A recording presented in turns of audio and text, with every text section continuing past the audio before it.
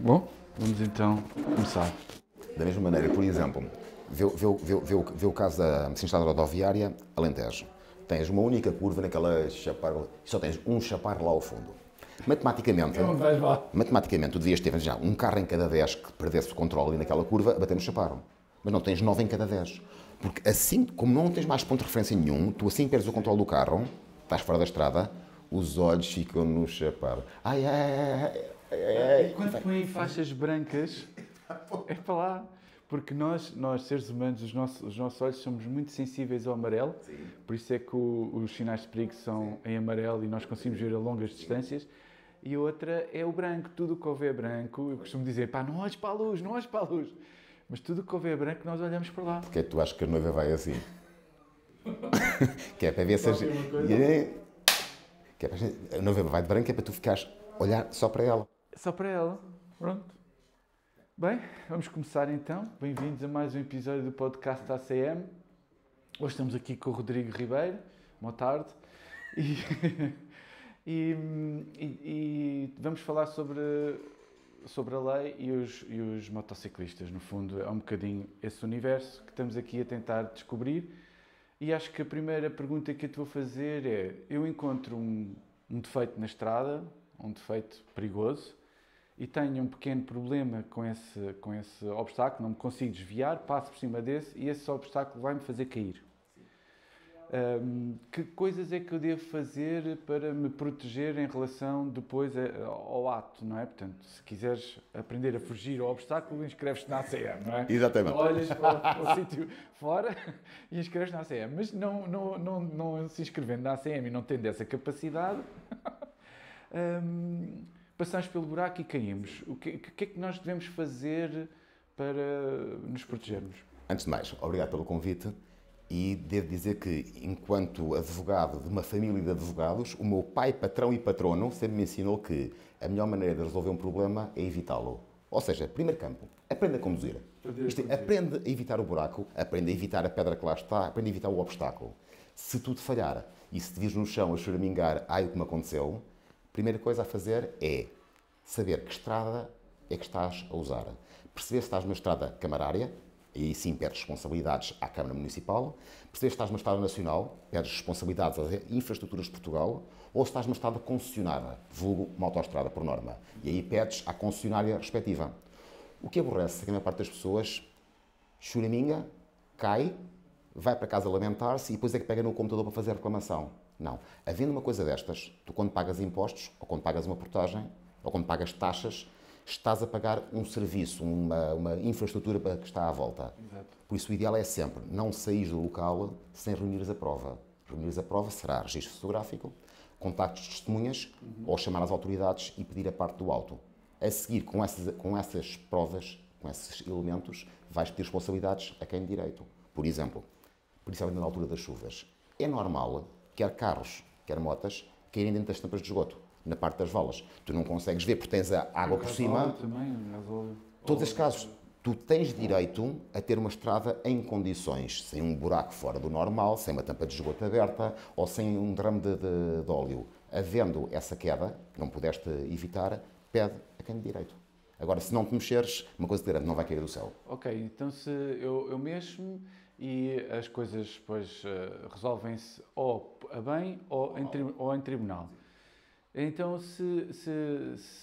por exemplo, eu ouvi dizer que se eu faço a queixa então depois em tribunal, há argumentos de defesa da parte das organizações, das autoridades que regulam as estradas e que podem dizer que não tinham conhecimento de causa daquele problema na estrada e que por isso não o puderam resolver e que, portanto...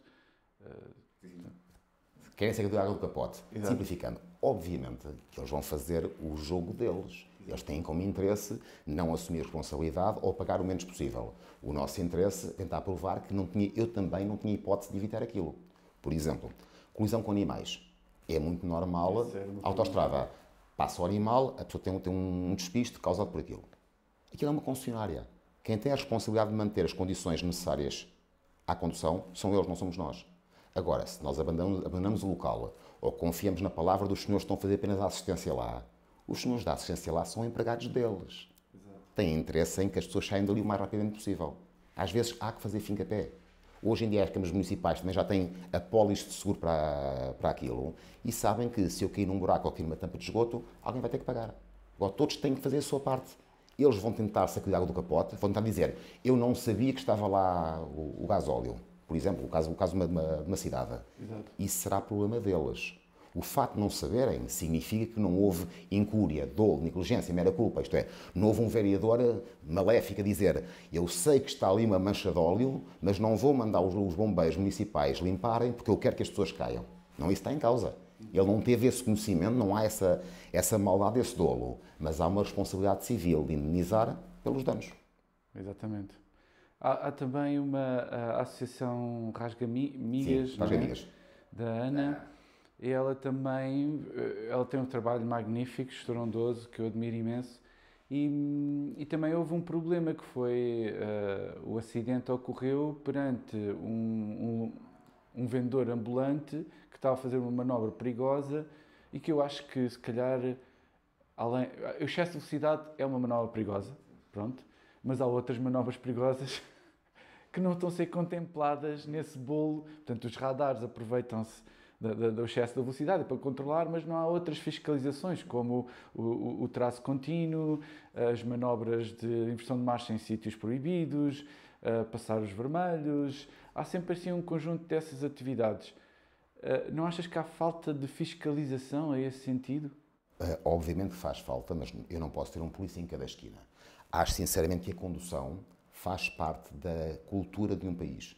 Por exemplo, uma Suécia. Eu digo a Suécia porque a Suécia é um país que leva a segurança rodoviária a sério. Lituânia também. Não tem a ver com haver um radar, tem a ver com vergonha na cara. Eu se passar pelo meu vizinho, limite 90, e numa Suécia eu passar a 110, ele olha para mim e ele deixa de me falar. Percebam isto, ou seja, para eles andar em excesso de velocidade, fazer uma manobra perigosa, beber sob o efeito do álcool ou de drogas, significa que a minha diversão interessa-me mais, tem mais valor para mim do que a tua segurança, a tua vida. E os suecos sentem isto a sério. Nós não. Nós somos latinos. Nós temos uma mesa de copos, todos estão a beber mais, e curiosamente, o conselho de amigo é atenção, vai por ali, porque aqui está uma operação stop. Exato, costuma estar a polícia ali. Um amigo a sério diria, dá cá as chaves, leva o carro. Ou então dormes aí. Ou então dormes aí. Mas cá não, nós somos um país latino. Achamos que a repressão ou a fiscalização é apenas, entre aspas, apenas uma maneira do Estado ganhar dinheiro. Não é. Também é, mas não é só. É apenas para mostrar, tal qual as penas, que não devem fazer isso. As pessoas parece que se esquecem que eu não tinha sequer teste do balão há umas décadas atrás. Há umas décadas. Isto significa que as pessoas bebiam quase o que bem lhes apetecia. Mesmo o seguro, mesmo o próprio seguro obrigatório agora, acho que só há desde 85. Ou seja, houve uma altura em que era meramente opcional, em que as pessoas conduziam, se tivesse pessoas a bater contra um Ferrari, era a tua casa que seria penhorada para pagar ao milionário. Acho que o Estado deve parar de fazer apenas a dita caça à multa, porque é demasiado fácil pôr o papão todo na velocidade, não é? A velocidade é apenas um dos muitos fatores que costumam estar envolvidos no acidente de viação. Costuma ser uma manobra perigosa ou um comportamento de risco associado a uma álcool ou droga e depois, por acaso, a velocidade. Mas não é a velocidade só por si. Aliás, como se diz em física, a velocidade não mata ninguém. A desaceleração rápida é que mata. Exatamente. Nós, neste momento, estamos a viajar a centenas de milhares de quilómetros no planeta, mas como já nascemos no carrossel, nós não nos apercebemos. Exatamente. A velocidade em si não faz mal. Agora, quando muda muito rapidamente, uma colisão ou um arrastamento, aí sim provoca danos. O Estado tem que se assumir como pessoa de bem. Assumir que a velocidade só por si não é um papão, mas que se calhar é aquele em que é mais fácil de faturar. Coloca-se um radar, já sabemos que todos os dias vamos faturar X e entra a receita para o Estado. Dá mais trabalho estar a ver quem é que queima um vermelho. Por exemplo, estamos numa linda escola de condução. Eu gostava que explicassem, eu tive esta discussão com o ex-secretário de Estado, depois quando era meu colega deputado, ficou com os transportes e com a segurança rodoviária. E curiosamente ele achava que o amarelo significava acelerar. E ele dizia, ainda passei com o amarelo. Eu só disse, minha besta, por causa ido, minha besta, tens noção que tu representas a Comissão de Segurança Rodoviária. O amarelo significa Não é abrandar, é só se não tiveres mesmo hipótese de parar é que cegas. Exato. Isto é, um bom condutor, uma pessoa que diga assim, sou um ótimo, sou um piloto desaproveitado. Eu, se tivesse tido acesso a um Fórmula 1, teria ganho às cenas deste mundo, aqueles que armados em os heróis de teclado e os heróis do asfalto. Exato. Uma pessoa dessas queimar um amarelo é uma vergonha. Porque está a dizer, eu assumi que não conseguia parar o meu carro ou a minha moto antes de chegar ali. Portanto, é um fracassado o condutor que não para no amarelo. Mas isto é uma coisa normal. As pessoas não fazem o código para aprenderem. As pessoas fazem o código para poderem passar para a condução e para poderem conduzir. Para iniciar no mundo da condução, não é? É para isso que serve. Eles acham que precisamos da licença. E é aqui numa escola de condução que se consegue essa licença. E depois vou aprender a conduzir ao longo da vida. Agora, repara, eu sou advogado só de acidentes de viação. Estou farto de ver autópsias e relatórios de medicina legal de pessoas que não chegaram sequer a aprender. Porque tiraram o carro de condução e no processo, que às vezes dura 5, 10, 15 anos de aprender verdadeiramente a conduzir, tem que ser todos os dias, com todo o tipo de cenários possíveis, todo o tipo de condições climatéricas, todos os estados mentais. Tu tens de saber conduzir cheio de sono de manhã, estourado à tarde, de coração partido a seguir a um divórcio, ou eufórico porque a filha vai se casar. Exatamente. E todas as vezes tu levas um volante ou um guiador na mão. Eu só te posso dizer, és um condutor seguro ao fim de muito tempo. E eu estou farto de ver autópsias de pessoas que não chegaram sequer a essa aprendizagem. Por isso, voltando ao início, a principal transformação que eu quero ver no meu país não é nenhuma lei. Fiz umas contas na Assembleia da República, mas não fazem milagres. Não é nenhuma lei, nem nenhuma caça à multa, nem sequer é uma questão de modas. É uma questão social. É eu assumir que um bom condutor é um bom cidadão. Exatamente. E o oposto também é verdade. E enquanto tu não olhares para os teus filhos e pensares, eu não te vou deixar sair com aquele teu amigo porque ele não é de confiança, e o não é de confiança é os sítios para onde ele os leva, os comportamentos que vai assumir e a maneira como conduz. Quando os teus filhos saem de casa, mais facilmente eles terão um problema de darem entrada num hospital por virtude de um centro rodoviário do que por todos os outros. E tu percebes o que eu quero dizer com todos os outros. E eu vejo demasiados pais preocupados com a parte dos todos os outros e a seguir deixam-nos ir com pessoas que são criminosos ao volante. Criminosos a nível de incúria. Sim. Tratam da vida dos outros como um boi olha para uma loja de cristais. Eles não se importam se a incúria deles, a falta de jeito para conduzir ou a propensão para comportamentos violentos levar a que eles ou os outros fiquem na cadeira de rodas. Dei o exemplo ainda hoje de manhã de um caso de ontem, tetraplégico. É com estas pessoas que eu lido todos os dias. Há 48 horas, este sinistrado estava perfeito, pegou na moto. E por razões que ainda não conseguimos apurar, perdeu o controle da moto. Neste momento só mexe do pescoço para cima. Essa é uma transformação radical. Ou seja, da pessoa e eu não estou a falar de tabelas de Excel, nem estou a falar do orçamento do Estado, nem estou a falar de quanto é que se fatura em multas. Eu estou a falar que há gente cuja vida mudou radicalmente. Um segundo. Neste momento está a ser operado. Espero sinceramente que seja revertível a lesão na medula na C2. Mas não sei. Portanto, quando há às vezes pessoas que se esforçam em vou educar o meu filho a não beber demasiado, não ter comportamentos de risco, não abusar de algumas prerrogativas que um Estado livre dá, mas o facto de teres a liberdade não significa que tenhas a obrigação de verdadeiramente de explorar todas as liberdades possíveis que tens. A liberdade do outro também. Estás a liberdade também. A condução é exatamente isso. Tu se chegares a um cruzamento, aliás, caso não sabes, é o chamado nó-górdio. Se 4 pessoas chegarem ao mesmo tempo ao cruzamento, se amor, não me falha, o que está no texto da lei é tem prioridade. Não. Ao direito. Se tiverem os 4, está pegado. Acho que é o primeiro que mostrar a intenção de passar. É uma coisa verdadeiramente só para podia ser moeda ao ar, mas ficou aquilo. E eu acho que todos nós, como pais, se todos nós conseguimos ensinar melhor os filhos do que os nossos pais nos ensinaram a nós, os nossos pais foram péssimos educadores em trânsito.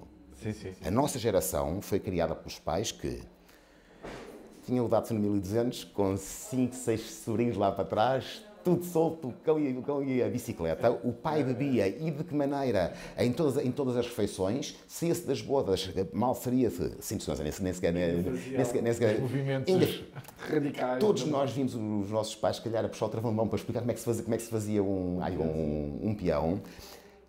Eu acho que nem na Serra da Estrela se punham correntes nos pneus. Aquilo há de lá chegar. E, em bom rigor, nós sempre vimos que o problema deles era se eram apanhados, não era se estavam a colocar em risco as suas próprias famílias. Se cada um de nós educar bem os seus filhos pelo exemplo, eu digo que a minha sabe que a buzina não se usa. A buzina está lá apenas para alertar os outros da nossa presença em caso de necessidade. Não é para protestar porque o outro não sai da frente, não é para chamar a vizinha, não é porque somos uns cavalheiros da treta que nem sequer levantamos o rabiosque do banco da moto ou do carro para ir tocar à porta da rapariga que vai sair connosco. E eu acho, já agora aqui entre nós, quem não se dá sequer ao trabalho de sair do carro para ir chamar a senhora, a pessoa com quem vai sair, se calhar não é propriamente uma first catch, ou seja, se calhar dá para logo perceber que não é com isto que eu quero estar a passar o resto da vida. Exatamente. Se cada um de nós fizer o seu trabalho de casa e educar os filhos, porque há coisas que as escolas de condução não conseguem fazer, não é a função deles. A função deles é formar o condutor, mas a formação cívica, que é perceber que tipo de cidadão é que eu quero ver ao volante, tu podes ter um ótimo piloto de autódromo e ser um péssimo condutor, como tens ótimos condutores que são péssimos pilotos. E às vezes tu aprendes não pelo que os pais dizem, mas pelo exemplo. Pelo exemplo e pela experiência, sem dúvida. E vê-se com maus olhos o recém-encartado de moto que teve um acidente em tribunal? Não. O recém-encartado só é mal visto por alguns energúmenos que andam nesta estrada. Eu, quando vejo o ovo estrelado ou o L de learning, sou, aliás, das pessoas mais carinhosas que há para essas pessoas. Essas pessoas estão a aprender, bolas. Eu, de vez em quando, vejo que as pessoas não têm respeito muito pelas pessoas que vão devagar por causa desses motivos. Esquecem-se que eles passaram por lá. Eu, quando vejo, no caso das motas, estou a passar de moto, e vejo ali aqueles coletes verdes, e eles vão ali completamente concentrados. É claro, se há pessoa que eu cumprimento no trânsito, são eles. Melhor, já me aconteceu. Uma vez estava a chegar em Oeiras, ia para o Tribunal de Oeiras fazer um julgamento qualquer. Estou aqui no tribunal e vejo o instrumento, vê se está à frente ou se está atrás do carro, percebi, ele está a ser examinado. E foi daqueles cruzamentos em que era todos a olho em Deus. Exato. E vê-se o rapaz, tipo, tomar aquela decisão que... Pô, o que é que eu faço? Eu vinha da direita, só que havia tanto sinal lá que sequer nem eu próprio sabia se era eu que tinha prioridade ou não. Olho para aquilo e percebi. Ele estava quase a andar às aranhas como eu. Olho e o que é que faço? Para a moto e faço sinal de passagem. Mas para a moto mesmo, estacionar. Ou seja, o examinador que está atrás olha para mim e tipo, acabaste de me lixar a hipótese que eu tinha de avaliar. Eu olhei para ele e percebi que ele era capaz de estar a ser avaliado por algo que nem eu, com 10, 15 anos de condução na altura, conseguia estar a fazer aquilo naquele segundo.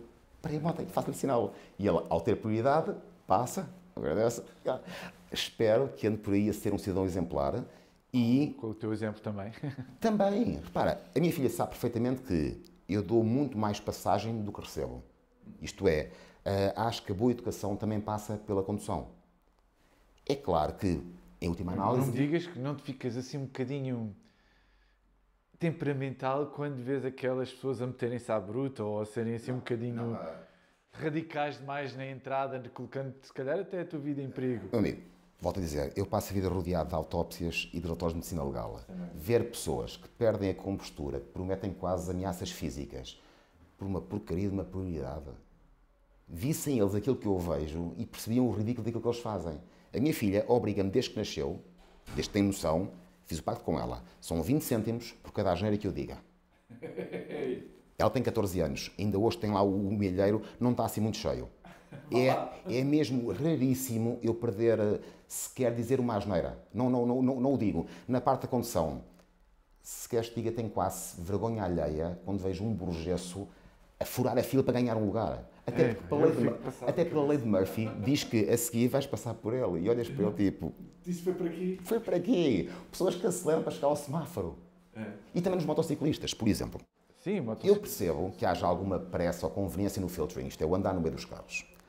Mas se tu estás a ver o sinal vermelho lá à frente, porquê é que vais estar a passar pelo meio dos espelhos à pressa, quando sabes que vais ter aproximadamente 2 minutos para fazer aquilo com a maior das calmas do mundo? Ou até, inclusive, é esperar um bocadinho que o sinal fique verde e depois passa. Mais que não sério. Por exemplo, eu não consigo passar ao lado de uma janela de um automobilista que me está a dar passagem sem agradecer. Isso eu agradeço sempre. A razão pela qual eu gosto tanto de casetes abertos ou modulares é que eu sou um fala-barato. Ou seja, Eu não tinha reparado. Se alguém está ali a fazer o seu movimento pendular, casa, emprego, uma hora para um lado, uma hora para o outro, todos os dias. Entretanto, olha pelo espelho e vê chegar ali este corta-palha ambulante e dá-se ao trabalho de pisca, vira, faz-me sinal. Sim, eu tenho uma obrigação de lhe agradecer. Não está no código da estrada, está na maneira como o meu pai e a minha mãe me educaram.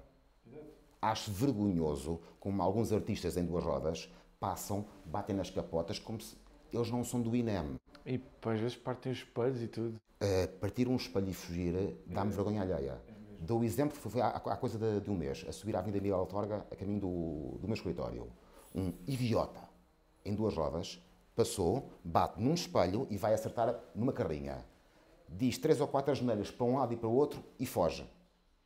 Eu vinha de moto atrás, avancei e parei entre os dois carros. Pedi desculpa por aquele idiota. Segundo, disse-lhes, eu sei, de cor, apanhei a matrícula deles. Se quiserem participar, sou eu que me dou como vossa testemunha. E deste lado, um daqueles carrinhos todos benzóculos, um daqueles tiozinhos, vira-se para mim e diz-me com uma classe que manifestamente o meu colega de duas rodas não tinha, não se preocupe, eu sei que não são todos iguais. Magnífico. Encheu o coração. Sim. Porque, infelizmente, de cada vez que eu vejo uma recolha de sangue motar, uma ajuda a uma ação de caridade, uma iniciativa filantrópica, eu sinto orgulho, até por aqueles que eu não conheço, porque são meus irmãos de duas rodas.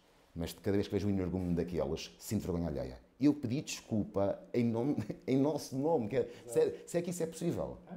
E compreendam que se eu só andar de carro e se a ideia que eu tenho dos motociclistas for o pizza boy que passa a buzinar, o homem que me bate na capota, o idiota que é capaz de me insultar, ou apenas vir com os olhos, e só vir com os olhos é uma expressão, mas o feito por Quimau, o cabedal, as medalhas, os panos, eu penso, eles são uns selvagens. Portanto, nós também temos interesse de mostrar que somos pessoas normalíssimas. De cada vez que eu, por exemplo, eu conduzo de fato e gravata. Dá jeito. Dá jeito que as pessoas percebam que não é só o homem que vai para a concentração e que vai ali a pensar, agora vou andar 3 dias ali com a tendazinha, a viver no campo como se estivesse no tempo de Jandardais. Não. A moto também serve como veículo para as locações pendulares. Eu, desde os anos 90 que sou advogado, a minha moto era a única. Eu era o único advogado que andava de moto.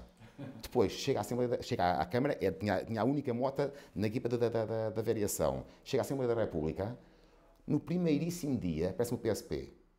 Onde é que o senhor pensa que vai?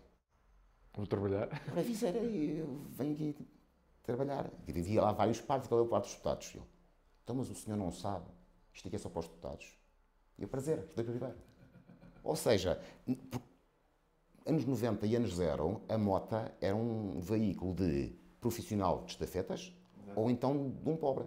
Isto é, mesmo o pobre que chegasse a um lugar de decisão, no caso da Assembleia, ia logo desencantar um BMW preferencialmente preto e uma coisa que alguém que lhe fosse abrir a porta. A minha moto sempre foi a mesma, é que ela está aqui parada à porta. Foi a mesma moto com que eu fiz a faculdade, fiz a advocacia, fiz a Câmara de Lisboa, fiz a Assembleia da República, fiz o Parlamento Europeu. Foi com ela que fui para o casamento, foi ela que levou a noiva para o copo d'água e foi a primeira coisinha que apresentei à minha filha quando ela nasceu. Então, saí da maternidade, estou a chegar a casa, estava lá a moto. Esta é a moto do papá. Portanto, a moto não tem que ser algo de insolente, de in your face, de mostrar eu sou mais do que tu. Não, a moto é a minha opção. E há pessoas que às vezes usam a moto como algumas senhoras usam a mala da Prada, que é para mostrar. E eu não faço isso. Exatamente. Eu recentemente fiz um comentário a um filme de 1976, realizado por um japonês, e esse filme é sobre os grupos motards japoneses, que naquela altura eram assim, um bocadinho radicais. Ainda hoje. E um desses comentários, quando estava a fazer a investigação a essa coisa, eu comecei a associar uma coisa na minha cabeça que era, espera aí, mas nós temos o Easy Rider, sim, nós temos o Wild One, sim, que ainda é de 53, sim, o Easy Rider é 60 e tal, temos as Café Races, as corridas, sim, Café Races nas Inglaterra, temos os americanos, né? Temos, cá em Portugal também havia as motorizadas, sim, que as pessoas iam de aldeia em aldeia, grandes motorizadas, e eu começo a pensar que essas pessoas e esses movimentos foram causa das... Eu comecei a ver que idade tinham essas pessoas naquela altura. Nasceram na Segunda Guerra Mundial. Portanto, Então tinha, e a guerra prolonga-se, não é? Quando termina, a guerra não acaba, há ali um período. E se calhar essas pessoas viram nas motos, se calhar um objeto de liberdade, uma afirmação, ainda hoje, ainda ficou, não é? Liberdade, para que saibas, eu cheguei ontem de um jantar muito animado, neste caso com os juízes, mas trato de uma coisa muito, não digo fato e gravata, mas cheguei a casa, e também de moto, mas como ainda não tinha nada com a pequenininha, parei a moto grande e pego na pequenininha, nem que seja para dar a volta dentro da garagem, vou até à quinta cave e volto.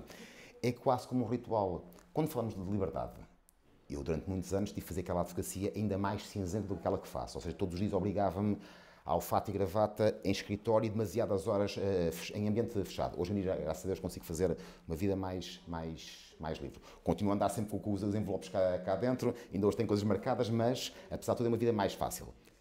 Todos os dias, corresse melhor ou pior o dia, eu se chegasse, se não tivesse, se por alguma razão tivesse ido com a Ablé, com alguém, pegava na moto, voltava ao Marquês de Pombal, curioso então deu ao escritório, ou seja, mas dou a volta ao Marquês e volto.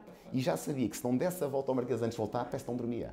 Bem, ou seja, há alguma coisa que está a faltar. A liberdade não tem que ser necessariamente vou fazer o CC6 e tenho que passar desde o Oceano Atlântico até ao Pacífico. Ele fica já a saber, não queria morrer sem fazer isso. Que é pegar no meu chasse de velho, metê-lo num contentor, chegar aos Estados Unidos, do lado de cá, lá do Atlântico, a testar lá o jerrycanzinho ou o cantil com água do meu oceano, do nosso oceano do Atlântico, exato, fazer o CC6 e chegar à Califórnia e despejar do lado de lá, que é para desequilibrar o planeta. Um Easy Rider, portanto.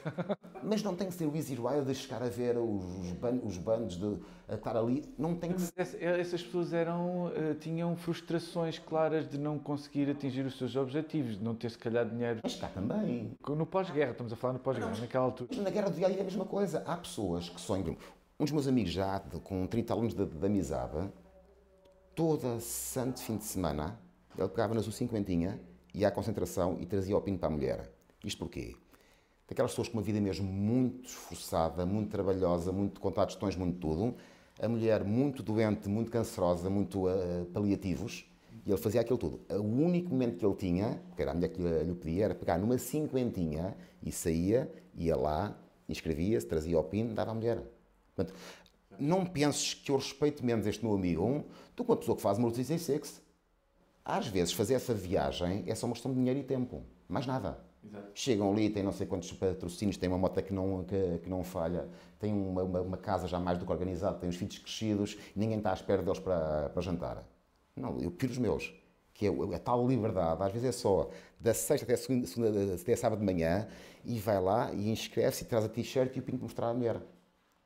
Portanto, esse conceito de liberdade, para mim, pode ser a volta ao Marquês de Pombal todos os dias, por mais engravatado que esteja, por mais estourado que esteja. Pode ser esse meu amigo com a mulher a passar mesmo muito mal, como pode ser o homem que diz: tenho os filhos criados, vou dar a volta ao mundo. Cada um é que sabe de si. Ninguém faz ideia, como dizia, acho que era o Ayrton Senna, ninguém faz ideia do que vai dentro de um capacete. Mesmo. Tu olhas para aquilo e vês passar alguém. Há gente que vai com um sorriso enorme a pensar: é sexta-feira que tenho a vida inteira à minha frente. Há quem pense: hoje vacilo que eu não sei quantos, se calhar é a mulher da minha vida. Há quem tenha acabado de vir de um funeral. Tu nunca sabes quem é que vai chorar dentro do capacete. É uma das razões pelas quais eu, por norma, não me aborreço no trânsito. Eu, quando vejo alguém a forçar uma passagem e vê-se que é mal disposto, esforço-me a pensar: epá, este também na volta acabou de ser despedido, ou acabou de chegar a casa e ver a mulher com o vizinho, o clube dele acabou de perder, eu sou sportinguista, estou habituado. Deixa-o ir. Como eu não se consigo adivinhar o que é que levou aquela pessoa a estar-se a portar daquela maneira tão idiota, gosto de pensar: há uma razão qualquer, vou deixar passar. Na pior das hipóteses, é só idiota. Menos mal, antes ele que eu. Porque é assim, eu penso assim, porque se eu fosse assim, chegava a casa, dava-me ao espelho. E não gostavas de ser assim. 50 anos e continuas um idiota. Mal por mal, difícil como eu sou. Deixa-o passar. Ok, parabéns, chegaste 2 segundos antes de mim. Maravilha. Deves estar cheio de orgulho. O Fundo de Garantia Automóvel. Sim. Fundo de automóvel ou qual é que é a justa compensação por acidentados graves? Ou não? Exatamente, porque isso foi por causa da questão que falaste há pouco, dos tais idiotas que passam e podem dar então a garantia do fundo automóvel para pedir ajuda, não é? No fundo, como é que a gente pode proceder nesse... Fundo de Automóvel é dos institutos por quem eu tenho uma gratidão institucional. Isto é, eu gosto de saber que vivo num país em que isto não é uma selva. Isto é, sempre que tu estás na estrada, há alguém que zela por ti. Quando digo zela por ti isto não é terra de ninguém. Estejas tu no centro da capital ou estejas na província mais distante, o código da estrada é igual e quem faz as coisas é responsável por elas. Infelizmente, há muitas pessoas, e eu sou a prova disso na profissão que tenho, em que às vezes eu tenho um sinistrado, eles têm a moto espatifada, têm altos partidos, às vezes está paralisado ou no mínimo tem deficiências graves para o resto da vida, sabe que foi abalroado, mas não sabe por quem. Nesse caso, o que ele deve fazer é contacto ao Fundo de Automóvel, que tem orçamento próprio, pega na parte de prova, a parte de testemunhas, a parte do autoocorrência e ou a prova pericial e tenta reconstruir o que é que terá acontecido.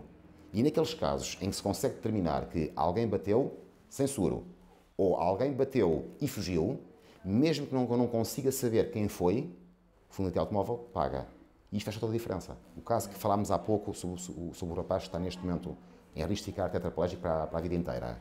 Consoante se venha a apurar ou não, foi alguém que o abalroou e fugiu, é consoante ele poderá ter dinheiro para uma vida inteira de privações, operações, tratamentos, obras em casa, ou então ficar entregue apenas ao Auxílio Nacional de Saúde e, porventura, ser apenas mais uma cadeira de rodas neste país. Não sabemos. Eu tenho uma gratidão porque, apesar de tudo, sei que nem todos os países funcionam como este. Falhamos enquanto país em muita coisa, mas em relação aos mundos profissionais, alguns deles motociclistas, por acaso. Aliás, conhecemos um que é o mais conhecedor, o Jacinto, por exemplo, é um belíssimo exemplo de alguém que anda mesmo de moto, não é ter moto em casa, anda mesmo de moto, as pausas que tem é para fazer preferencialmente off-road e até fora de fronteiras, dá ao seu público exemplo como é possível passear de moto e não tem que ser para o outro lado do mundo. Às vezes é mesmo aqui ao pé de casa, às vezes é passando a fronteira e a seguir passa-se o fim de semana e segunda-feira ele está novamente com o seu fato e gravata, meu colega de direito, a resolver problemas de pessoas reais que se calhar se não fosse a ajuda daquilo que ele faz todos os dias, não teriam o apoio por trás. Eu nunca dei um cheque que justificasse a lesão. Ou seja, isto não é os Estados Unidos, não penses que vais partir um dedozinho e ficar milionário. Nunca, em caso algum. Não. Tem esse hábito. Ou seja, há pessoas que quase que sonham, bati, mas agora vou ficar aqui rico. Aqui, mesmo quando eu vou buscar aquelas indenizações, 100 mil, 200 mil, 300 mil, 400 mil, equivalem sempre a um ferimento que não é compensado por aquilo. Porque tu percebeste 300 mil ou 400 mil, ficaste num estado lastimável. Todos eles são lastimáveis. Olha, o exemplo de hoje, o expediente de hoje, está aqui. Vou entregar este ainda hoje. É um cheque bonito, mas o ferimento não compensa. Mesmo. Simplificando, sei que vai fazer diferença para a pessoa que vai recebê-lo, sei que vai ficar muito contente, não estava à espera de tanto, mas daqui a 5, 10 ou 15 anos eu já tragaste isto tudo e a lesão continua lá. Para sempre. Por isso eu aviso sempre, por favor, guardem, invistam, paguem a casa, façam um novo curso, porque a lesão vai estar sempre com vocês. Eu sei que agora a vontade é o normal, o motociclista é vou já buscar a mãe de todas as motos, vou buscar esta e esta e esta. E eu só lhes peço, não. Mantenham se quiserem a vossa moto, até podem trocar, mas o dinheiro que eu vos arranjei é para compensar as mazelas no corpo e na alma. Não é para irem buscar mais um pedaço de metal, que é só um pedaço de metal. Primeiro tem que zelar por vocês. Porque quando chegarem aos 50, 60, cada vez que o tempo mudar, vão dizer, está aqui. E não é o fato de terem mais uma moto na garagem que vai tirar as dores. Ou então chegar aos 60 e não poder conduzir mais porque as dores são demasiado altas para... É assim, eu sou o melhor exemplo, porque eu tenho sempre a mesma moto tenho 34 anos, por isso o meu sonho de vida não é ter motas novas. O meu sonho de vida é continuar a poder conduzir aquele bicho de 240 kg que está lá fora. Uma das alegrias que tive há pouco tempo, há meses, foi perceber que já há sidecars para a minha moto. O que significa que eu estou com 50, fiz agora 50 há 2 meses, significa que daqui a 20 anos, 25, dificilmente eu terei arcabouço para conduzir o motão que tenho lá fora. Mas posso pôr o sidecar e assim eu levo os netos. Eu não quero que os netos vejam o avô em casa a conduzir um carro igual a todos os outros avós e cinzento. Eu quero ser aquele avô com o corta-palha de orelha sorridente, a levar os miúdos à escola com um capacete com as abas de lado e até ao último dia de vida ser o público exemplo que as motas, para não é darem saúde, mas dão vida. A prova disso é que, também por causa das funções que tenho, às vezes vejo pessoas cujos acidentes os proibiram de andar de moto. Tu morres naquele dia. Quando tu deixas de poder conduzir assim e passas a ter que conduzir assim, há uma parte muito bonita da tua vida de ser humano que acabou ali. Podes tentar compensar com um carro de luxo ou um carro desportivo e passares para drift. Não é não sentir o vento. Não é a mesma coisa. Não é a mesma coisa. Mesmo um descapotável, tu dás por ti a fazer assim. Tu queres levar com o vento por inteiro. Tu não queres levar com o vento no topo da careca. E quando tu estás no meu caso, 50 anos, a conduzir um chasse de 30, mas é a tua moto, tu és um velho jovem. Porque é a tua moto de juventude. Quando tens 50 anos e andas com o descapotável, parece um jovem divorciado. Não é? Ou seja, aquilo não é a mesma coisa. Tu não consegues pôr 4 rodas, sejam elas quais forem, a darem a juventude que dão as duas. Quando falámos há bocadinho das motorizadas, eu vou, regra geral, a Faro de cinquentinha. Sim. Tenho uma cinquentinha que é mototáxi, que eu dou as voltas em Lisboa. Posso dizer que é dos veículos mais sociáveis que eu conheço. Acho que nunca houve um único, tenho a moto há 20 anos, acho que não houve um único dia e não me pedisse uma boleia. Mas estou a falar de senhoras com os seus 60, 70, 80. Ai, um carro de praça. Eu nem sei, era um carro de praça. Mas a questão é, eu paro, tenho os 2 capacetes, que é para mim e para a minha filha, e dou boleia. A desconhecidos. Não é que você diria, e sigo. Isso é genial. As pessoas, portanto, os povos latinos, somos brutalmente sociáveis e costumamos responder àquilo que vemos. Quando tu vês um carrancudo do trânsito, a tentação é falar mais alto do que ele, buzinar por cima dele e se ele levantar a mão, levantares a mão ainda mais forte do que ele.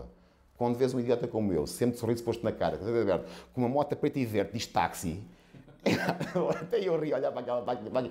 Então, aliás, quando vês alguém como eu a conduzir 8 horas e meia para o Nacional para chegar a Faro, estamos a falar de. Sabes, os ciclistas usam muito aquela estrada para estar a fazer os treinos. Exato. Eles passam-me. Eu a fundo vou a 45 km/h. Eles passam-me. Então, se for uma zona de descida, eles passam-me e muito. Das zonas mais dolorosas para o meu ego foi quando estava numa ida também para a concentração de motas de Faro. Estou a ir de moto e fui ultrapassar por um pardal. Olho para o lado, está o pardal ao meu lado. Ele olha para mim e ele dá-me 2, 3 segundos, fica eu e o pardal. Eu afundo. Eu assim, nem estou a acreditar que estou a fazer uma corrida com um pardal. De repente o pardal olha para mim, acelera e vai-se embora. Eu, até tu, Brutus. Mas a questão é, tu não precisas de ter um grande motão para seres feliz. Sim. Voltando à história das 50, tu se vires um velhote a conduzir a sua Sash, som da guitarra a 75, assim que vês aquele homem a passar para vou chamar para a performance, ele morre um bocadinho. E assim que o vês a passar para o banco de trás de um carro, fazendo aqueles carros de transporte dos séniores, ele morreu ali. É. Nós não temos, estamos todos vivos, mas em níveis diferentes. E enquanto tu consegues conduzir a tua moto, por mais fumarento ou por mais crap que seja, é como os mongóis diziam. Enquanto eu montar o meu cavalo, sou mongol. Quando eu deixar de poder montar o meu cavalo, sou apenas meio homem. E eu acho que quando tu deixas de poder montar a tua moto, morres um bocadinho. Quando passas a ter que ser conduzido por outros, pensas, é o início do fim. Não. E eu gostaria muito que o meu último dia de vida, lá com 120 anos, já fosse a levar os bisnetos e os trisnetos no velhinho sidecar, naquela velha moto lá fora. Isso seria uma vida terminada em beleza. E com a tua moto de 34 anos, como é que vês as inspeções que por aí se aproximam? Vejo, de certa forma, como inúteis. Ou seja, eu sou uma pessoa muito pragmática, fazia leis como deputado, por isso tenho noção de quanto é que se ganha e quanto é que se gasta. A vida inteira é um ter e um haver. Estou a pegar nos exemplos dados pelas estatísticas que foram presentes pela Federação. A tua moto com sidecar não sei se vai passar na inspeção. Essa é a pergunta. Repara, não tenho o mínimo problema com isso em relação a mim. Por exemplo, acho que a minha moto que está isenta de selo, o selo, aquela não é verdadeiramente um selo, mas esta moto que está isenta, ou a minha cinquentinha que está isenta, eu preferia que pagassem. Porque, por exemplo, acho um escândalo andarem a pagar 200 euros por motas com 20 anos e um escândalo que a minha moto esteja isenta quando no fundo polui mais do que as outras porque já é velha e gasta a mesma estrada que as outras. Acho imoral que a minha moto há 50 há 2 tempos polui mais do que qualquer uma das outras e está isenta. Aquilo que eu defenderia se voltasse à Assembleia da República seria uma vinheta única. Vamos imaginar, por exemplo, para baixar aquilo, todos pagávamos 50. Por exemplo, seria mais moral. Todos os veículos de duas rodas, não há uma grande diferença de desgaste do piso, não faz uma grande diferença, estamos ali a ver qual é o ano da cilindrada. Tudo a 50. Isso seria sério. Agora, eu estar a pagar quase taxa máxima por veículos de motas com 20 anos, quando elas se tornam clássicas com 25, percebe que legalmente eu acho aquilo ridículo. Que é tu transitas de veículo novo para clássico quase imediatamente. Um sueco olharia para aquilo e dizia: eu tenho vergonha do legislador português. Exato. Porque tu não podes transitar de clássico, de novo para clássico. Significa que o Estado está-te a chupar até ao tutano, chamando-te de novo, até que automaticamente passaste a clássico. Que é aquilo já das donas Elviras. Vou dar a inspeção.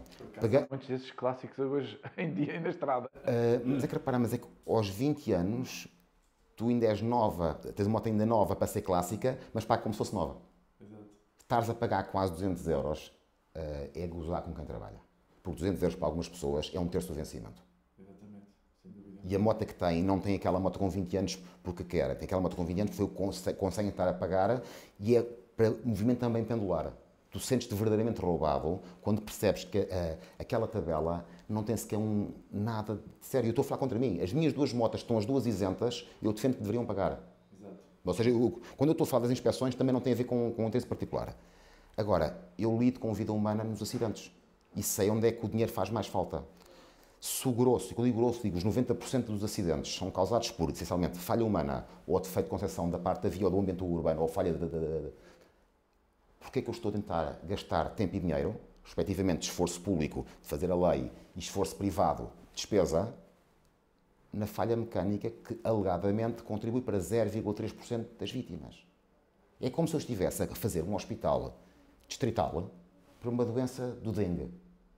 Ou seja, é razoável, o argumento em si é bom, mas eu, se tiver 10 milhões para gastar, não há de ser certeza para um dengue. Se calhar vou meter no Covid, se calhar vou meter numa doença normal, numa poliomielite, vou meter numa pesquisa contra um cancro.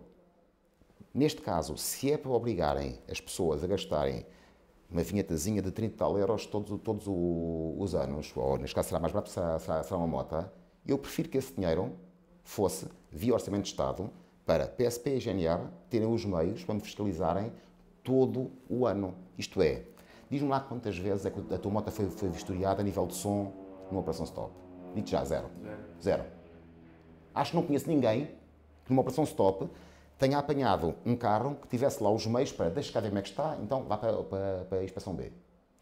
Quando tu colocas apenas a obrigatoriedade, isto é, estás a alocar dinheiro privado, que o dinheiro é sempre o mesmo, podes escolher se gasto de um lado ou no outro. Quando colocas os meios ali, significa que o artista que andava sem piscas, sem espelhos, ou com uma matrícula pequenininha, buscar pica-miolos, ou quando andava com algum tipo de ilegalidade, vai alindar a moto naquele dia, vai lá comprar a vinheta e essa lá foi. Senão vai pagar a alguém para receber a vinheta comodamente em casa e vai andar o resto do ano descansado, porque não tens hipótese de controlar. Ou não tens meios, ou não é tão fácil.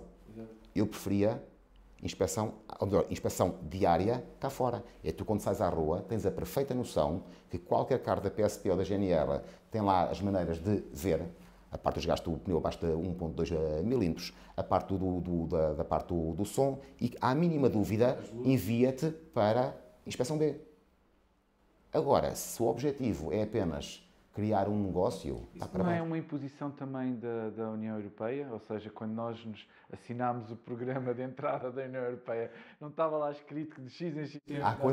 Há coisas brutalmente mais importantes do que isso, e as diretivas não são a Bíblia, nem são a Constituição. Ou seja, cada país ainda vai ter alguma liberdade, mais que não seja a nível da regulamentação. Por exemplo, gostaria muito que a inspeção, em vez de imaginar... A inspeção, eu se calhar, agora só aqui entre nós em conversa, eu preferia de longe uma inspeção feita no concessionário. Isto é, vamos imaginar, eu tenho um veículo que está conforme, isto é, foi homologado... As pessoas sabem muito mais sobre motas do que... No centro de inspeção apenas vão ver aquilo que lá está e naquele dia. Se calhar eu preferia que houvesse uma vinheta do sítio onde eu faço a revisão, nem que seja só nos sítios autorizados e concessionários, e para caso haja qualquer falha mecânica nestes tais acidentes de 0,3 que causam, o próprio concessionário que pôs lá aquela vinheta ser responsabilizado. É que o cenário atual não é... Ou seja, eu levo um carro ou levo uma moto a uma inspeção, ele diz está conforme. Mal saio, o quadro parte ao meio. Eles não têm nada a ver com isto. Pois.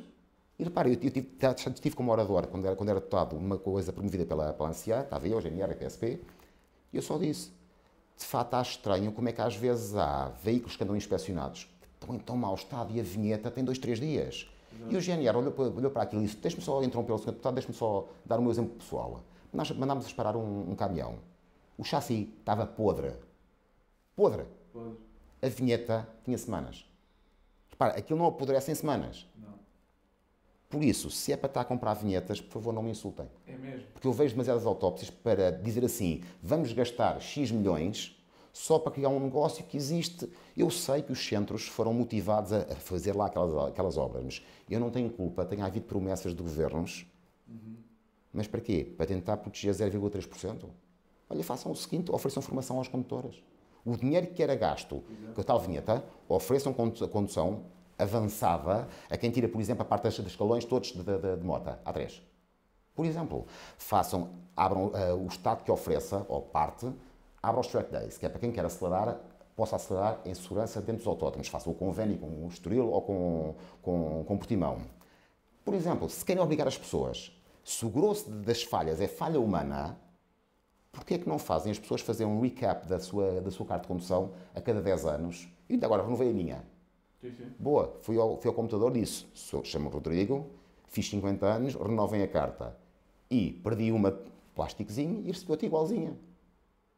Tens noção que eu paguei aquilo? Sim. Eu paguei enquanto contribuinte, eu paguei enquanto condutor e tu pagaste também a mim enquanto contribuinte, porque tudo aquilo custa em momentos para a mesmíssima carta do Rodrigo de 49 anos passou a ter o Rodrigo de 50.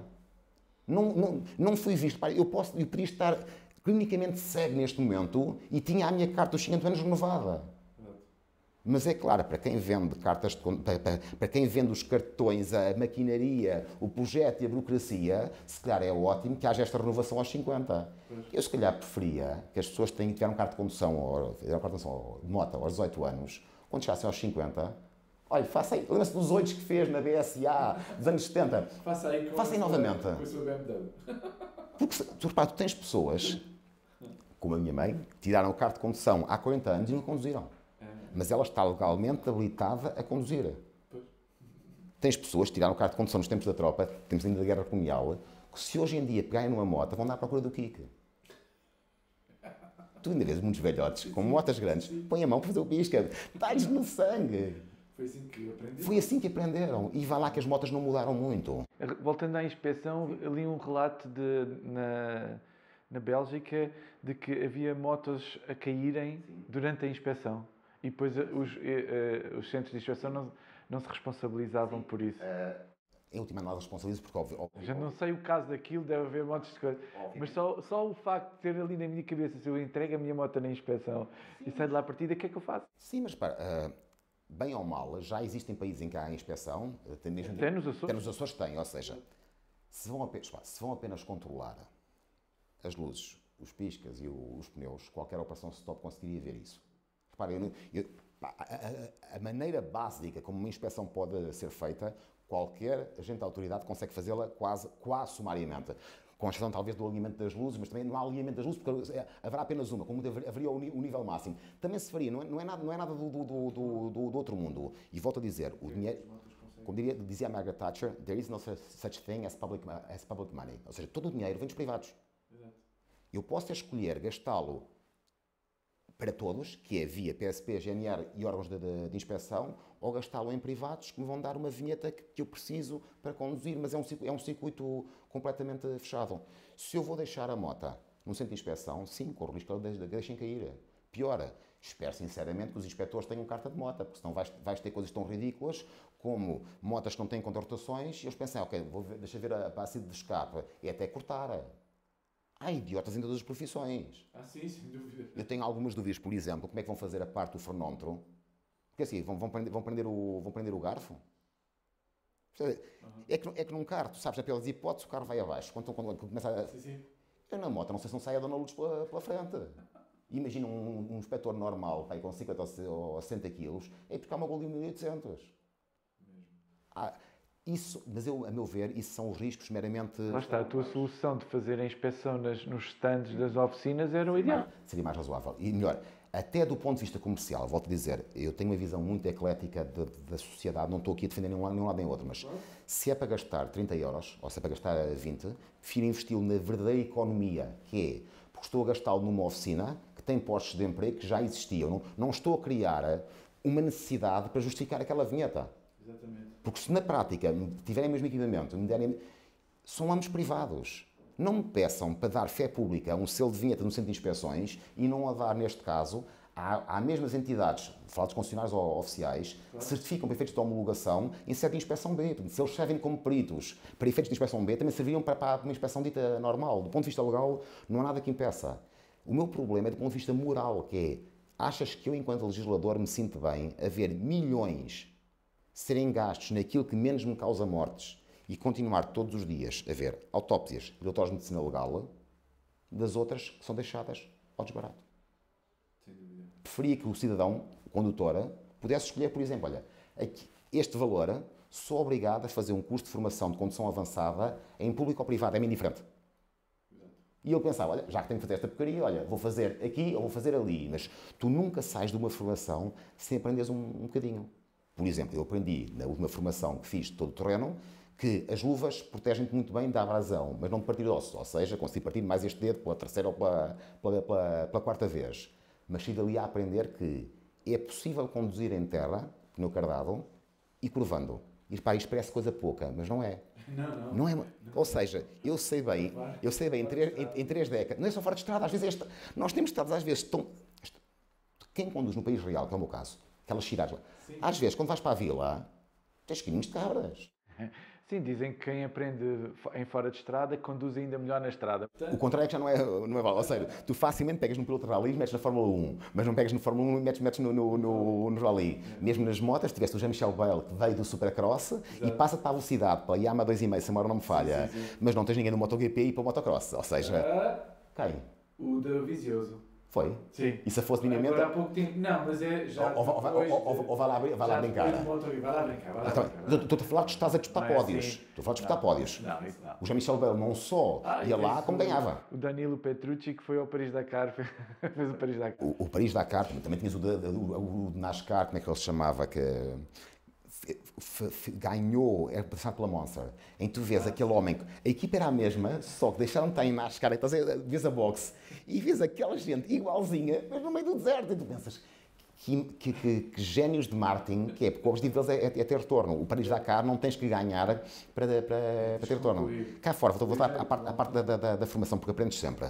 Não te esqueças que eu muitas vezes tive que andar fora de estrada, porque tive que andar, isto é, vou ter com o cliente que está naquela vilazinha, tens um caminho de cabras até chegar lá.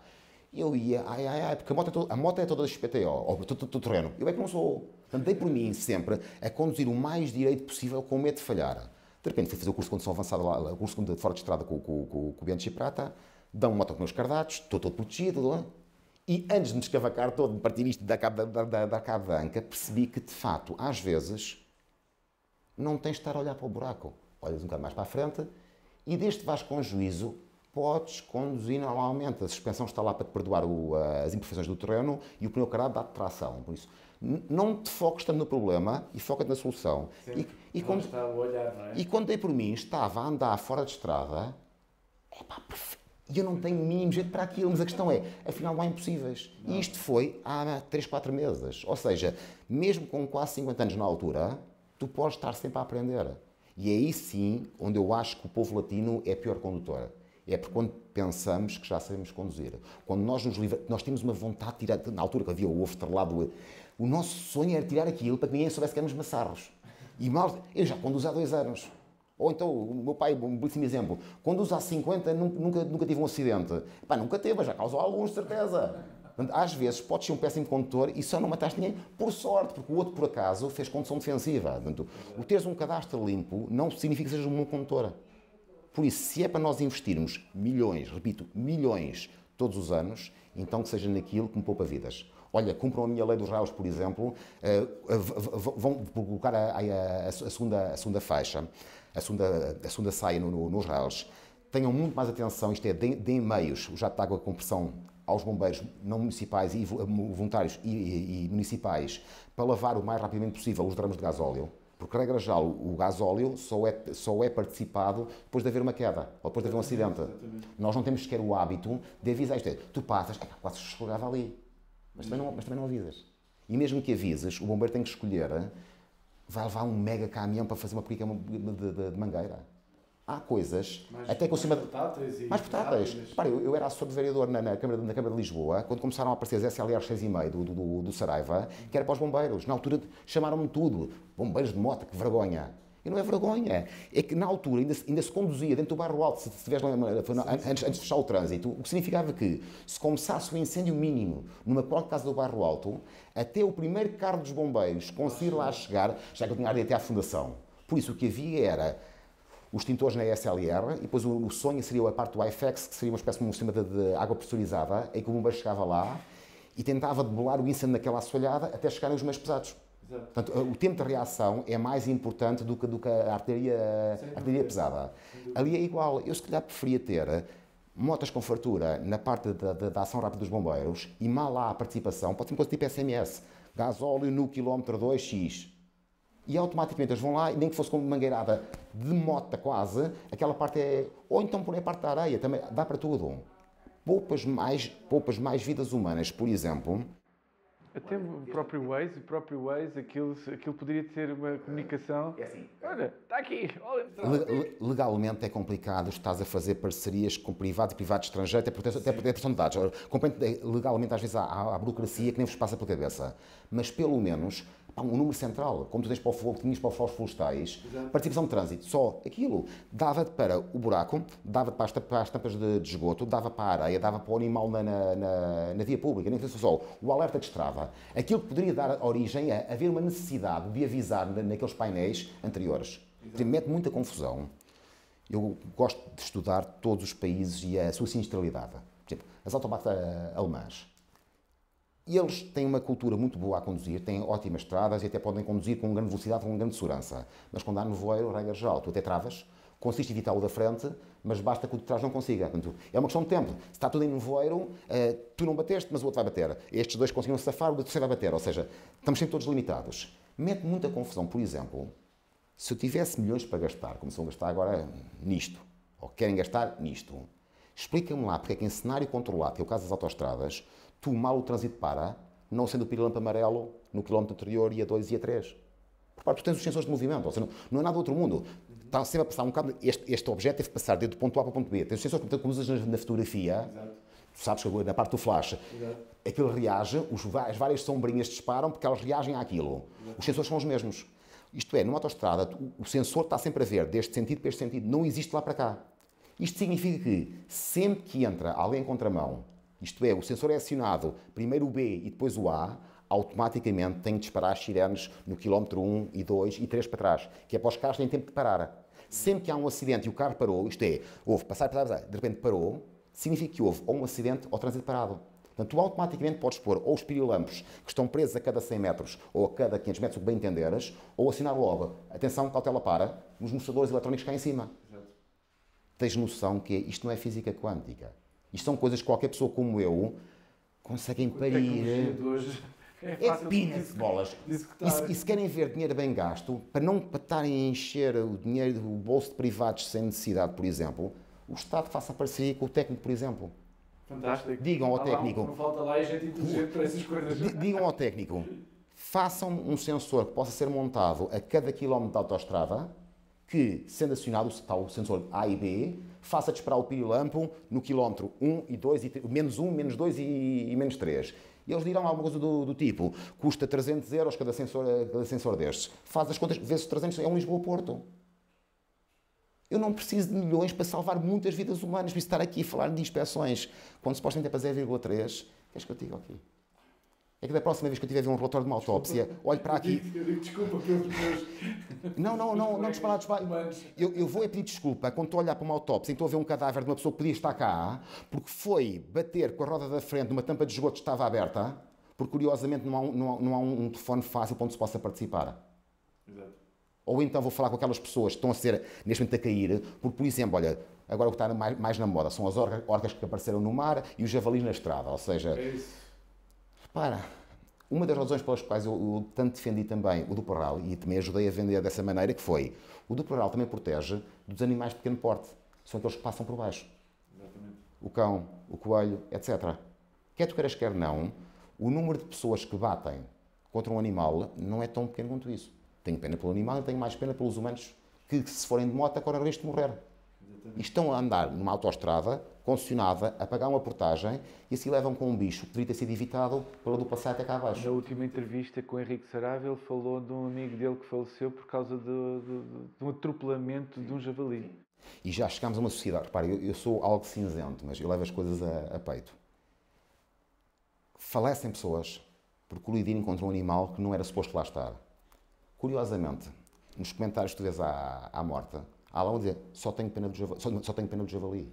Isso ofende. Epá, explica-me lá como é que no século XXI uma pessoa que se diz um ser humano, ele não estava a fazer caça ao javali, não estamos sequer a falar disso. Ou seja, tu tens uma pessoa que morre por uma colisão que não dava para evitar, só tenho pena do javali.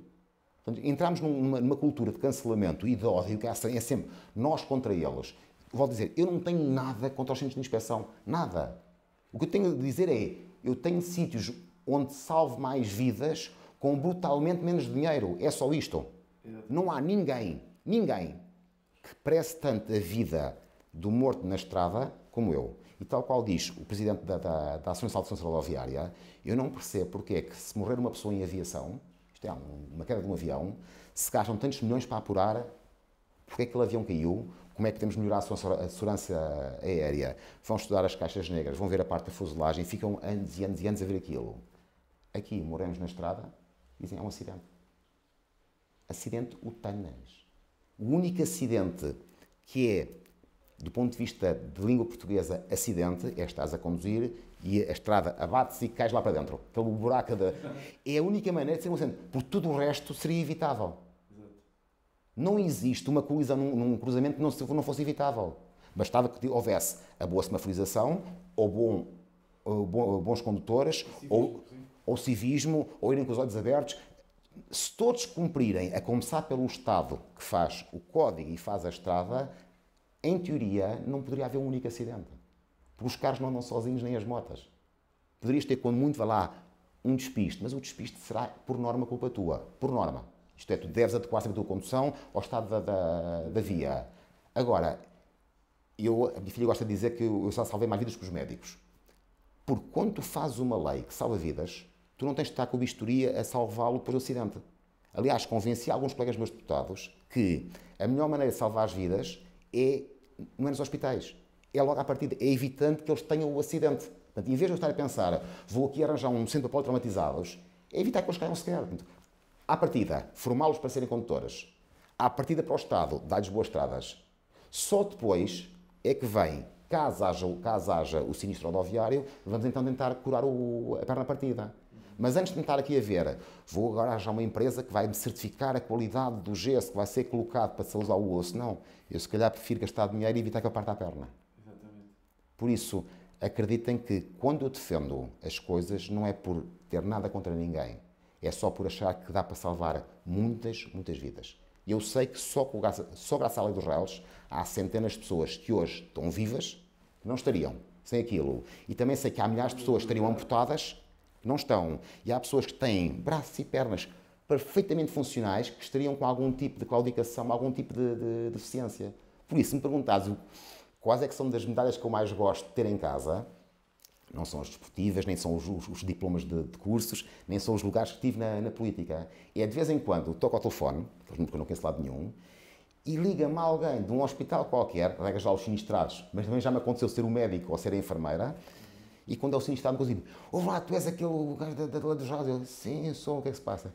Epá, caí agora de moto, normal, ou não fiz a curva, ou apanhei óleo, então estás-me a ligar porquê? Epá, eu fui de arroz, e quando dei por mim, pum, bati num ralo já protegido. Pá, estou-te falando para agradecer. Eu, epá, ainda bem, mas estás bem? Epá, estou ótimo, tenho um saranhão só, então, ou parti a perna, mas estou inteiro. E tudo... perna inteira. Partires a perna e estar inteiro significa, eu daqui a 2 meses estou a andar novamente. Exato. Repare, eles depois mandam umas fotografias deles, todos arranhados, mas com sorrisos. E mandam uma fotografia do ralo, protegido. E eu vejo que o local onde eles bateram, tem lá os 2 rebites, é o sítio onde tu prendes no amortecedor do prumo. Isto significava que ele teria de malhar exatamente onde está uma coisa que é uma lâmina. Exatamente. Na qual tu, à velocidade de uma bicicleta, ficas sem um braço ou uma perna. Ontem encontrei uma médica minha que me fez aqui um exame à tiroide e ela disse: eu não ando de moto, eu convidei para vir dar uma voltinha. Oh, doutora, agora já fez a sua arte, tenho ali 2 capacetes, se quiser venha dar uma volta comigo, já não anda de moto há muito tempo. Ele disse: não. É que a última autópsia que eu vi, ele ficou com a cabeça dentro do capacete e o resto do corpo saiu por baixo do relo. Porque há pessoas que não morrem no prumo, mas como o tamanho do capacete é do tamanho da altura da estrada ao prumo superior, ao relo superior, fica lá a cabeça e o resto do corpo é arrancado. Por isso, eu quando falo de se é para gastar dinheiro que seja em coisas que salvam, eu repito, cada morto na estrada, em números muito frios, custa ao Estado, a todos nós, 1.200.000. É quanto custa uma baixa. E eu sei que é possível salvar muitos por muito pouco. E infelizmente não vejo as pessoas com vontade de fazer. Dava para salvar. Eu estou a falar só do custo, que é para o Estado ter uma pessoa deficiente ou um morto. Os números não são meus, são Mundial de Saúde, se a memória não me falha. Isto é, mesmo que gastasses, vamos imaginar, 50 milhões a proteger todos os raus de Portugal, bastaria que poupasses 50 vidas, já estavas no break-even. Porque estarias a gastar no Ministério das Obras Públicas o que não estavas a gastar no Ministério da Saúde ou da Ação Social. Por norma, quem fica vítima de um acidente de moto não tem 90 anos, tem 20, 30. Isto é, já custou a formar, foi aquela criança, foi até à maioridade, custou no curso superior e quando estava agora a começar a sua vida contributiva, tornou-se um encargo para a família ou para o Estado. Portanto, o Estado, mesmo que não gostasse de motociclismo, odiamos os homens das motas, não gostamos daquela gente, nem que seja por ganância, protejam-nos. Porque saem de longe mais caro quando fica um encargo para o Estado e para as respectivas famílias. Por isso, eu não estou a falar das coisas apaixonadamente apenas porque sou um deles, porque sou um dos que anda de moto. Mesmo que eu fizesse parte daqueles cinzentões, que a única coisa que sabem ver é o seu carrinho e a sua folha de Excel, a questão é, mesmo pela folha de Excel, faz sentido proteger as motas. Mesmo com isso da folha de Excel, emissão de taxas de carbono, o desgaste da pista, a parte da poluição sonora ou mesmo a parte da fluidez do trânsito, a parte até da doenças mentais, foro cardíaco, ou seja, porque as pessoas passam todos os dias 2 horas no trânsito de carro para um lado e para o outro, as motas fazem parte da solução e não do problema. O exemplo que eu tinha há coisa de quase 20 anos atrás, se eu trocasse um carro em cada 10 por uma moto, poupava só nos acessos a Lisboa 65 km de fila. 65 km de fila. Bastava uma moto a substituir um em cada 10 carros. Quando aparece a 125, por exemplo, e faz esta troca, eu também gosto de pensar que, para além das pessoas terem passado a não gastar 2 horas por dia no trânsito, gastaram brutalmente menos a parte da via, porque a moto quase não tem desgaste comparado com o carro, poluíram brutalmente menos, porque é um motor muito mais pequeno do que um carro e não está parado, isto é, a moto está sempre a evoluir. Se apaixonaram pelas 2 rodas. Isso depois é um efeito secundário. Não estão a ocupar o espaço porque, repara, cada carro que está parado em Lisboa para trabalhar são 10 metros quadrados, acham bem mais, 10 metros quadrados de espaço para o seu estacionamento. E nesse espaço mete 5 ou 6 motas. Ou seja, quando tu digo assim, entram 400 mil carros por dia em Lisboa, 400 mil pessoas, são menos carros, em Lisboa, multiplica isso por 10 metros quadrados. E vê quanto espaço é que não fica vago quando eu troco carros por motas. Melhor, estás num país em que as doenças cardiovasculares, os AVCs, etc., matam com fartura. Já pensaste quantas pessoas é que têm uma vida sedentária? Nos carros, eles trabalham no escritório e é 1 hora para lá de carro, de manhã, e 1 hora para casa. Há gente que tem a tensão alta, gordura... Tu nunca viste um homem de moto a comer Doritos enquanto conduz? Não dá, temos um capacete. Tu não vês ninguém de moto a usar uma mão para o telemóvel, porque não dá também, tens o capacete. Ou seja, agora estás no carro a coçar o cérebro, vou dizer o cérebro para não dizer outra coisa, a comer o pacote de batatas fritas, enquanto estás ali a ouvir música e pensas nunca mais chega a casa. Isto também mata. Isto é, a estrada também mata indiretamente. Tu basta olhares para a cara de um taxista com 50 anos ou 60 e tu vês aquilo dá cabo de uma pessoa. Mesmo. Por isso, quando tu pensas, há 6 milhões de condutores de automóvel em Portugal, desses 6 milhões, se calhar, a saúde melhorava se passassem a ver a condução como um momento bom. Tu vais reparar, quando tu pegas na moto, eu hoje vim para aqui. Mesmo o C19, que é um sítio que eu odeio, e odeio de paixão porque é um sítio de onde eu já vi demasiados relatórios de acidentes e autópsias. Algumas delas eu conhecia. Por isso, compreendo pessoas como eu, quando passo por uma estrada, eu sempre que passo naquele sítio, lembro da pessoa que ali perdeu a vida. Tu se calhar pensas, paisagem gira. Alguns de moto pensam, curva fantástica de fazer. Eu lembro-me do que vi. E isto está-me no sangue sempre. Eu sou menino da linha, ou seja, a estrada do mundo inteiro que mais amo é a Marginal de Cascais. Eu não consigo explicar o quanto eu gosto daquela estrada. Mas também sei exatamente em cada curva. Não é um número, não é dizer aqui morreram-me 5, ali morreram-me 3. Eu sabia o nome deles. E eu lembro de uma vez falei com eles. E lembro depois de estar ali, aquele momento triste dos lençóis, de tapar, a seguir vês a parte do relatório, vês a parte das conclusões, e pior, tu, em alguns casos, pensas, isto era evitável. Por isso não me venham acenar com estão preocupados. Não, enquanto não virem os seus frios, não sabem o que é levar isto a sério. Mesmo. Foi um prazer. Obrigado.